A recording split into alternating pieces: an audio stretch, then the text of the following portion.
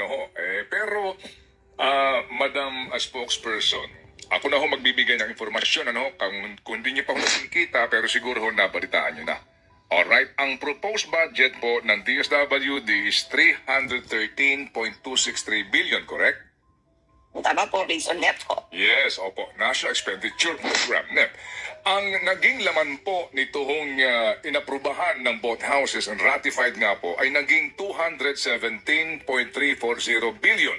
Meaning, ang ibinawas sa inyo pong budget ay 95.923 billion. Grabe, yan po ang laki, 95.923 billion. Sige, so hapit ngayon, mag-100 billion ng tanggapan ng Presidente ang budget. So ang tanong lang ho namin dito, bagamat hindi niyo pa pong final ngayon na versyon ng budget until signed and published, tanong namin, sa 95 billion, ano effect nito sa programa ng DSWD? Again, Manong Ted, kinakailangan talaga na makita natin. We cannot really comment on something that we haven't seen yet. And it hasn't been officially endorsed on the DSWD. Ma'am Irene, alam ko po na itong katanungan na ito, ninyo, ay theoretical, di ba? Opo. Pero sige, sa punto kasi po, halimbawa, ang DOLE, nabawasan po sila ng 18 billion. Ang sinasabi ng DOLE, apektado dito talaga agad, tupad.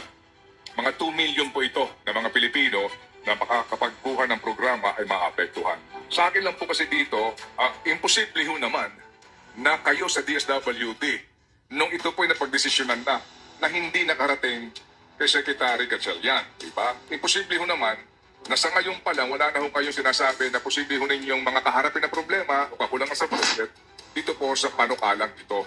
So ngayon po, as in, kung sakasakali ho na wala kayong 95 billion, everything's just normal? Well, again, Manong Ted, sabi ko nga po sa inyo, dahil nasabi na rin po ninyo na ongoing review yung pong 2025 budget. So, a lot of things could still happen. Ano po? Okay.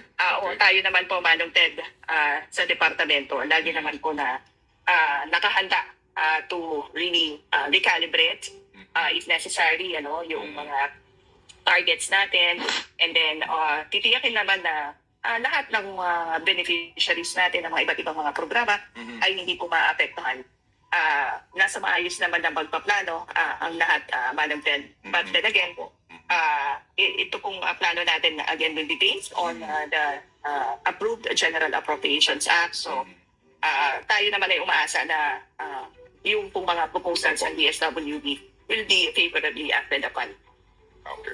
Ma'am, ilan po ang kasalukuyang benepisyaryo ng Pantawid Pamilyang Pilipino Program of Work Peace? Batay po doon sa ating pong target, 4.4 million households po ang ating pong beneficiaries. Okay. 4.4 million Filipino families. Ilan po ang nasa waitlist po ngayon, ma'am? I'll have to check, Manong Ted, kung meron tayong nasa waitlist. I'll have to confirm with the National Program Management Office. Ipagpaumanin niyo po, nasa Paganga, Davao Oriental kasi ako ngayon. So, Opo. Pero ma'am, hindi may tatanggi meron, di ba? Kasi nga the last time our office asked you, meron talagang nasa waitlist, di po ba? Well, batay po doon sa pinakahuling enumeration na sinagawa ng ating National Household Targeting System for Poverty Reduction at sinagawa natin na eligibility check routine. Meron po, may mga household beneficiaries na nasa waiting list. But I'd like to mention na meron na rin naman po na mga na-enroll because in the previous months, meron din naman po mga na-validate na eligible na for graduation. So nagkaroon na rin po tayo ng replacement for those who have exited the program. Opo, yes ma'am. But I'm quite sure na kayo familiar ho dito kung ilan po ang waitlisted dito. Kasi during the budget deliberation, kayo po naman ay present dyan na natanong naman po ito di ba? Ma'am, tama ho ba? Mga 100,000 mahigit pa ito na mga Filipino families? Again, I'll have to check, Manong Ted, kasi sabi ko po, meron na rin mga na-enroll in the past months, meron na pong na-enroll because may mga nag-exit. So, i-check ko lang if it's the same number or na-reduce na rin because we have already enrolled some. Opo. Sige po. So may tanong lang po ma'am si Chacha po sa inyo, ma'am. Opo. Thank you. Yes po. Ito nga po, no, naglaan din ng budget po ang atin pong mga kongresista ng BICAM ng 26 billion pesos para naman po dito sa AKAP. Ngayon pa lang po sinasabi na ng mga tao na itong AKAP posibleng magamit sa pamumulitika. Ma'am, napag-usapan na rin natin to nila Manong Ted in the past. Paano po sisiguruhin na ng inyong ahensya yung sinasabi din po ng inyong sekretary maging ng ibang mga mambabatas na ang magfa-facilitate lamang talaga nitong AKAP ay ang DSWD at hindi po ito magagamit for the upcoming elections? Yes, DJ Chacha, meron tayong guidelines na sinusunod para sa implementasyon ng programa.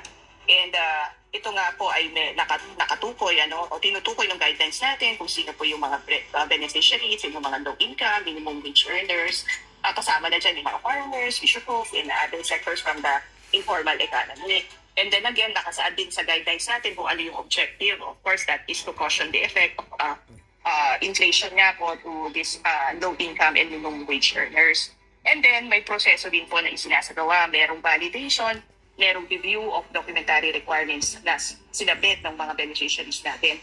So, makikita niyo po, there's a process that is being followed. And then, napakahalaga po yung isinasagawa na assessment ng ating mga social workers. Kung kaya nga po, tayo ay nakakatiyak na hindi po magagamit sa pag-advance na political interest ng sino man yung programa. At hindi lamang ito, kagaya rin po ng iba't ibang mga programa at institution ng DSWD. In addition to that, may grievance redress mechanism ang ating pong mga programa. So kapag meron pong mga hinaing, may mga reklamo, may mga observations, there's a means naman po of submitting this and ma-address naman din po ito ng ating pong atensya. Yung binabanggit niyo po na guidelines, para lang din aware yung mga kapatid natin. Ano exactly yung guidelines na meron tayo? So, next year, pag nagsimula na po itong distribution ng AKAP, hindi kami makakakita ng mga politiko during the distribution nito pong ayuda na ito? Yung pong AKAP guidelines natin, ayan po yung Memorandum Circular Number 3, Series of 2024. So, yan nga po yung nagsasaan mga proseso na para sa implementasyon ng ayuda para sa kapusan kita program. Of course, tayo, if you could recall, in 2021, meron din po tayong guidelines. This is the MC number 9, series of 2021. Ito naman po yung ina-adapt natin on strengthening partnership with stakeholders during election and non-election periods. So ito naman po yung nag-guide sa ating pong mga field office personnel sa titiyak na maayos yung ating pong koordinasyon on the ground at hindi na po at matitiyak na ma-insulate yung mga programs and services natin from any political intervention. Oo. So, kami po mag-e-expect na hindi po ito magagamit ng mga politiko. Wala kami mga tarpaulins sa makikita or even the presence of these politicians during the distribution of AKAP. Si Tambaluslos, Romaldis. Meron silang oversight function. Ito yung sinasabi nila. So, they can be present on the ground during the distribution, pero dapat malinaw na hindi sa kanila galing itong ipinamimigay natin dito sa mga tao. Wala po ba kayong... Yes po. O, para lang makita kung naibibigay talaga yung ng DSWD yung tulong sa mga nangangailangan. Pero hindi po ba napag-uusapan din kung posible na talagang totally para hindi na mahaluan ng politika to, bawal na sila doon sa area, bawal din yung paglalagay ng tarpaulin during the distribution? Tarpaulin ni Romaldis, nakadikit. Yan naman po ay napag-uusapan din po natin sa ating pong tanggapan. And in fact nga po, lagi rin natin rin-remind sa ating mga field offices na yung pong mga payout activities natin, dapat ang naka-post lang po ay yung title ng activity para hindi nga maiwasan nga po yung ganitong mga observations na merong mga ibang mga tarpaulins.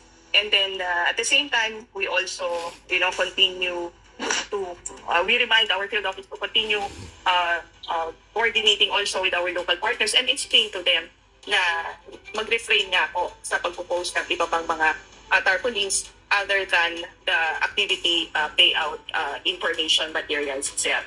And gayon din po, we continue to engage our partners and our beneficiaries na sila po mismo yung mag-submit po ng report kung meron po silang mga napapansin, o meron silang mga na-observe na mga ganito nga po mga form of political interventions or interferences para po ma-actionan din ng DSWD. Because kami naman po sa DSWD naniniwala na napakahalaga ng partisipasyon ng publiko, lalong-lalo na ng ating mga beneficiaries. Kung kaya nga po, lagi natin silang ini-engage, lagi natin pinopromote yung active citizenship and providing information na ito pong mga programa at service na ipinapatupad ng DSWD ay galing po Grabe sa ang national tao. government. Ito po ay dapat matanggap po nila.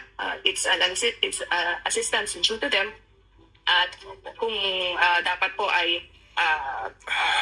sabi kasi natin, yung pag-provide ng information is also a way of empowering them. So, ang tanong mo kapag namin, sila ma'am, po nakakaalam ma'am, ito ang tanong namin.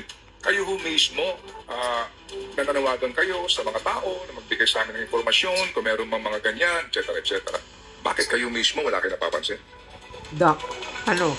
Well, Manong Ted, of course, ito naman pong mga Kayo mismo, ma'am, kayo mismo, tauhan nyo on the ground, kayo mismo, ikaw mismo, si Secretary Gatchalian mismo, wala kayong alam o napapansin na sangkaterba ang tarpaulin ng politiko sa AKAP distribution at ang mga iba ay naandun pa present? Yes, correct.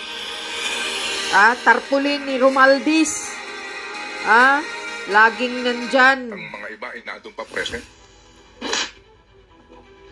Well, Manong Ted, ano?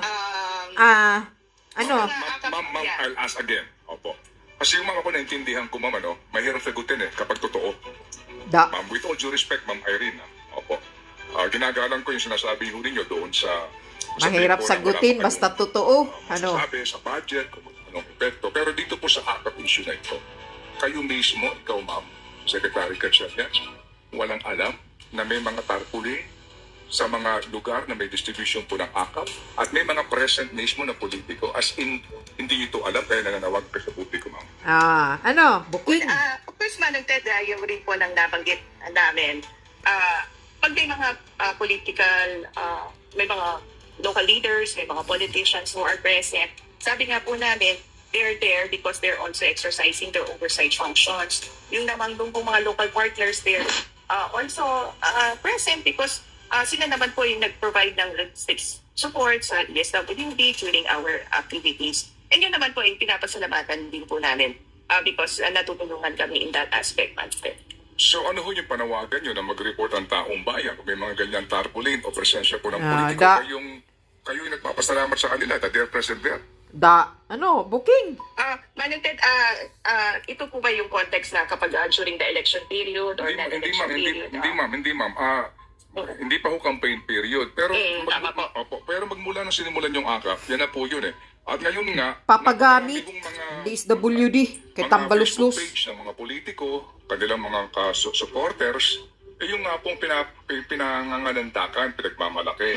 Yung payout and then yung pong schedule, yung kanilang presence. Correct. At nandun nga.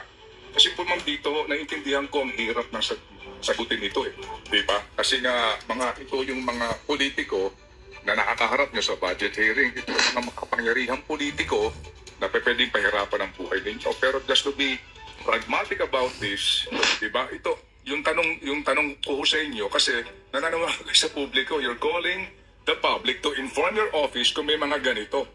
Kayo mismo, ma'am, inaamin nyo, present ang mga tauhan nyo, maging si Secretary Gatchalian present At naandoon ang mga politiko habang namamahagi ng AKAP. At pinapagtalumpati pa sila. So ano pang panawagan natin sa publiko dito? Kung gayong, alam na nyo. Sunog ka. Sunog ang mukha mo. Yung nabanggit ko, Manong Ted, yung doon sa Irene Dumlao, pahiya. Kapag may mga observations po yung publiko, yung ating mga beneficiaries, this is in the context of kapag yung nabanggit ko, yung sa MC9 series of 2021 during election periods. Dahil of course, we wanted to engage our beneficiaries and report kung pag may mga ganito po na mga instances. But yeah, I totally respect yung kung nabanggit nyo, yung mga observations nyo. And inuulit po natin, Manong Ted, na we respect also yung mga partners natin who are present during our payout activities. But then, we always emphasize that the program that is being implemented is DSWD's program and that there are processes that are being followed to ensure na maayos yung programa, maayos yung implementation, and that it is insulated from any forms of political action. Ma'am Irene, salamat po dito po sa inyong pagpapaunlak sa panayam na ito. At naiintindihan ko kung gaano kahirap sagutin itong tanong na ito.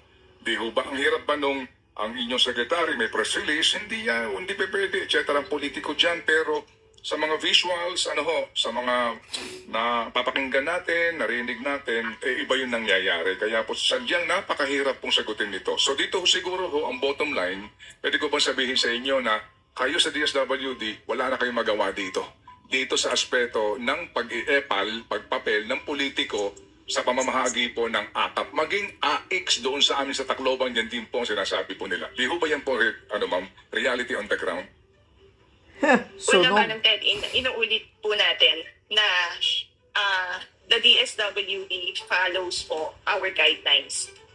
In that manner, Manong Ted, masasabi po namin na hindi po mahahaluan ng anumang political interferences yung pong implementasyon namin because tinitiyak nga po ng aming pong ahensya na sumusunod kami doon sa panutunan. Anong hindi mahahaluan? Para sa programa. Bubo ka rin, Doon ba mayroong taga-DSWD na nagtatalumpati habang naandun si congressman Oo. o kaya si senator o kaalyadong mayor na tandaan nyo mga kababayan, ang perang ito ay pera ninyo. Kami lang po sa DSWD ang namamahagi nito. Walang kaugnayan po dito itong mayor na ito, itong congressman na to, itong senador na ito. Wala siyang kaugnayan dito, hindi niya pera to. May ganun ba kayang talumpati o malamang po si Baken yung magsasabi nun? YI ma'am ang sagot mismo ng DSWD po sa amin. Waitlisted, validated, and encoded in the PPIS approved by the FOs and NPMO. That's 415,927. Waitlisted, validated, and encoded in the PPIS by the FOs for approval of RDs, Regional Directors, 12,068. Total waitlisted HHS, kumbaga households po ito, no? Sunog Found kayo. to be eligible, 427,995. Potential households for validation, 1,194,289. Ma'am, ito po, official na dokumento, September 30 po ito na ibinigay po sa amin ng inyo pong kagawaran.